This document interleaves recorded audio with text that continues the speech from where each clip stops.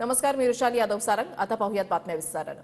आंबेडकरांनी युती तोडल्याचे एकतर्फी जाहीर केलं हे दुर्दैवी आहे असं संजय राऊत यांनी म्हटलंय। प्रकाश आंबेडकर त्यांच्या निर्णयाचा फेरविचार करतील असं संजय राऊतांनी म्हटलेलं आहे। आम्ही वंचितला दिलेला 4 जागांचा प्रस्ताव हा कायम आहे असं राऊतांचं म्हणणं आहे। ठाकरे गट आणि वंचितची आघाडी राहिली नाही असं प्रकाश आंबेडकर पत्रकार परिषदेमध्ये म्हणाले। त्यावर राऊतांनी ही प्रतिक्रिया दिलेली आहे। सोबतची तुमची आघाडी अजूनही आहे का? भीमशक्ती शिवशक्ती तुम्ही नाही, माझ्या अंदाजाने ती आघाडी आता नाही आहे असं मी म्हणतो। याचं कारण की आता 4 पार्टी एग्रीमेंटमध्ये आम्ही सगळेजण आहोत। जे एक्सक्लुसिव्हली होतं शिवसेना आणि वंचित बहुजन आघाडी ते राहिलेलं नाही। मी अजूनपर्यंत बोललो नाही, पण आम्ही असताना अनेक वेळा त्याच्यामध्ये की महाविकास आघाडीमध्ये जायचं असेल तर आपण दोघांनी पहिल्यांदा बसलं पाहिजे, स्ट्रॅटेजी ठरवली पाहिजे, जागा ठरवल्या पाहिजे आणि मग आपण तिथे बोलू।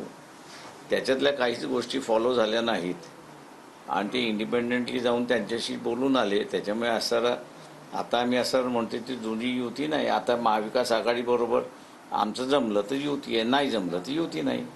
माननीय प्रकाश आंबेडकर यांनी एकतर्फी ही युती तोडल्याची घोषणा केली, हे दुर्दैव आहे। 2 नेत्यांमध्ये चर्चा होणं गरजेचं होतं। जर युती करताना चर्चा झाली एकत्र, तर मग आपण दूर होताना सुद्धा एकत्र चर्चा झाली असती तर ते आपल्या राज्याच्या राजकीय संस्कृतीला धरून झालं असतं। आम्ही त्यांना 4 जागांचा प्रस्ताव दिला।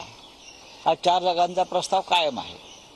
आम्हाला खात्री आहे की प्रकाश आंबेडकरजी म्हणजे बाळासाहेब आमचे हे त्यांच्या निर्णयाचा फेरविचार करतील। ही शिवशक्ती भीमशक्ती ह्या दोन्ही शक्ती मनाने एकत्र आहेत। जरी नेत्यांनी काही निर्णय घेतला असला तरी ह्या दोन्ही शक्ती आज एका भावनेने आणि मनाने एकत्र आहेत।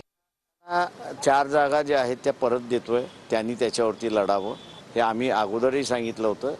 पब्लिकली ते 4 म्हणत असले तरी जे बैठकीला गेले तर ऑफिशियली ज्यांनी आम्हाला सांगितलेलं आहे पक्षाच्या यांनी, त्याच्यामध्ये 1 अकोला आणि 2 उरलेल्या अशा जागा त्यांनी ऑफर केलेल्या आहेत। त्याच्यामुळे खोटं बोलणं जे आहे ते थांबलं पाहिजे असं माझं स्वतःचं म्हणणं आहे।